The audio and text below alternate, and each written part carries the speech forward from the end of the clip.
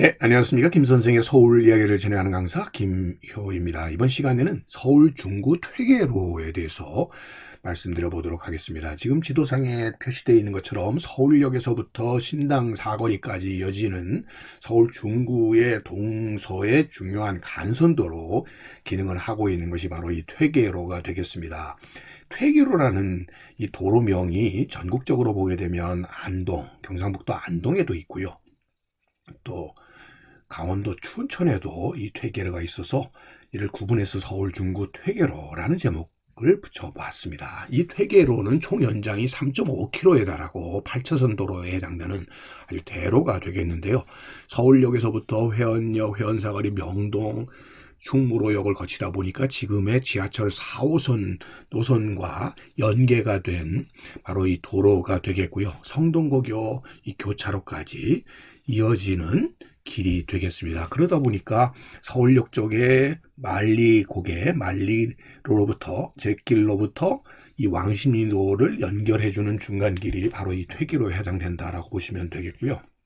남북으로는 한강대로, 세종도로, 통일로, 소곡로, 삼일대로, 소파로, 충무로, 동호로, 장춘단로 등 다양한 이 동서길과 이 남북의 길이 연계되고 있는 것이 바로 이 퇴계로에 해당된다라고 보시면 되겠습니다.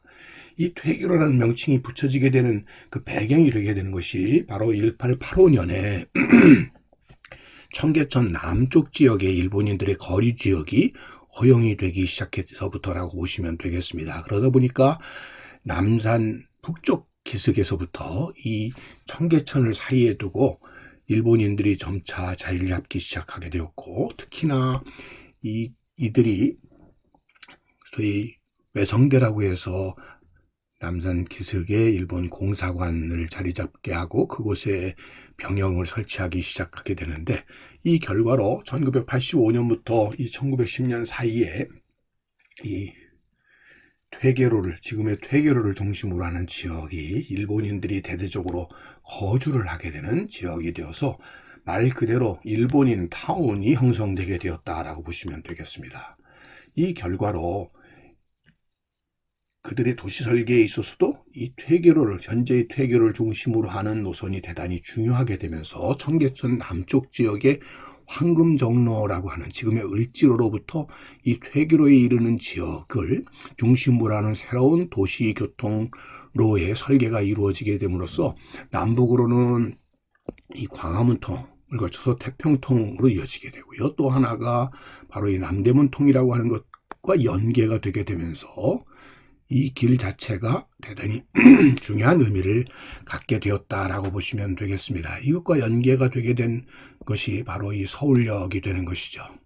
자, 그래서 서울역으로서의 접근이 용이하도록 하게 되는 이런 길들이 마련이 되게 되었다라고 보시면 되겠습니다.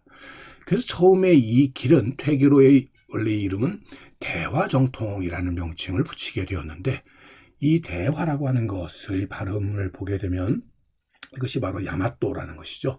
쉽게 얘기하면 이 대화를 발음으로는 다이와라고 부르고 있습니다만 그들의 입장에서는 이것이 대일본로다 이렇게 생각을 했다고 보시면 되겠습니다. 즉 이 대화정통이라고 하는 것 자체를 대일본로라는 명칭으로 불렀었다고 보시면 되겠고요. 그럼으로써 이 조선의 도읍이었었던 서울의 가락 중심 한로에 대일본로를 만들었다고 보시면 되겠고, 이것이 그 뒤에는 소화통으로, 즉 이 쇼화라고 하는 것은 일본 천황이라고 불리웠던 히로히토의 연호가 되겠죠. 그러다 보니까 대일본로 혹은 또 이 천황로라는 의미로 바로 이렇게 소화통이라고도 불려왔었고, 그러다 보니까 8.15 해방이 되고 난 뒤에 이런 일본식 동명을 그대로 둘 수가 없었겠죠. 그래서 바꾸게 된 것이 바로 이 퇴계로다라고 보시면 되겠습니다. 사실 이렇게 대일본로라든지 일본 천황의 이름을 붙은 도이면 사실 우리가 그 일본의 잔재를 없애고 일본의 그러한 기운을 누르기 위해서도 충무공 이순신의 시호를 따서 충무로쯤이 됐어야 맞을 텐데, 유학자 퇴계의 이름을 붙여서 퇴계로가 되게 되었다는 것이 좀 아쉽다고 볼 수가 있겠고요. 이것이 또 1966년도에는 광희문의 광희로로 이렇게 개명이 되었다가 1972년에 다시 퇴계로가 되었다라고 보시면 되겠습니다. 그에 비해서 이 충무로 1, 2가 동 자체가 없어지고 오늘날은 명동으로 이렇게 이름이 바뀌게 되면서 이 충무로의 이 도로명 자체가 동명으로 이렇게 바뀌게 되었다라고 보시면 되겠습니다. 자, 1914년도의 경성지도, 서울 지도를 보게 되면 바로 여기에 대화라고 하는 명칭, 다이화라고 하는 명칭이 나타나게 되었고 그 길 자체가 결국 대화로로 이렇게 붙여지게 되었다라는 것을 알 수가 있겠습니다. 그래서 남산 북쪽 기슭을 중심으로 해서 일본인 타운에 이런 도로명이 나타나게 되었고요.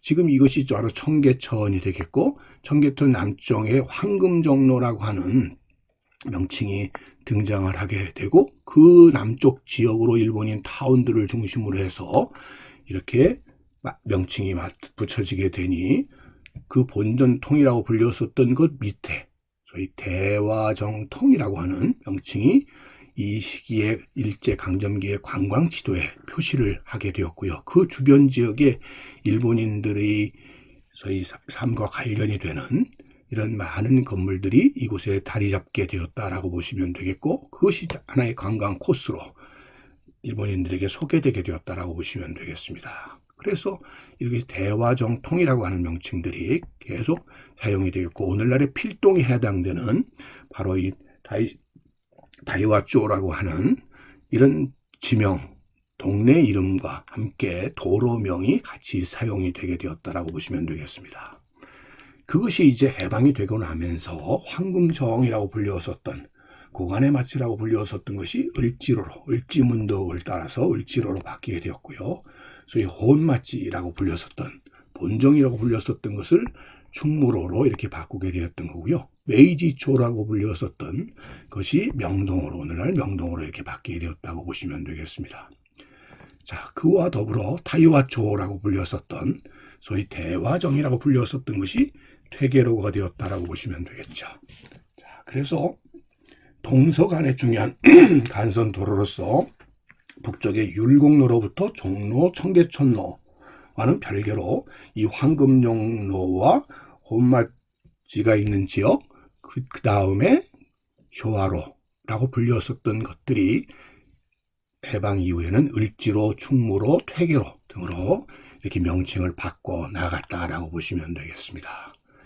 해방되기 직전인 1945년 2월에 발행됐던 서울시가도를 보게 되면 기본적으로 이 도로망 자체가 이렇게 동서간과 남북간에 이루어지는 도로망이 오늘날 우리 현재 서울의 도로망과 거의 일치한다는 것을 알 수가 있겠습니다. 그래서 종로, 청계천로, 을지로, 충무로, 퇴계로라고 동서간에 이루어지는 간선도로가 그대로 계승이 되어서 오늘날의 지도에서도 그대로 이어지고 있다라고 보시면 되겠습니다. 한때 일본로 혹은 소와 천왕로라고 불리웠었던 서울 중구 퇴계로에 대해서 오늘도 꽃밭을 가꾸는 김 선생이 말씀드렸습니다.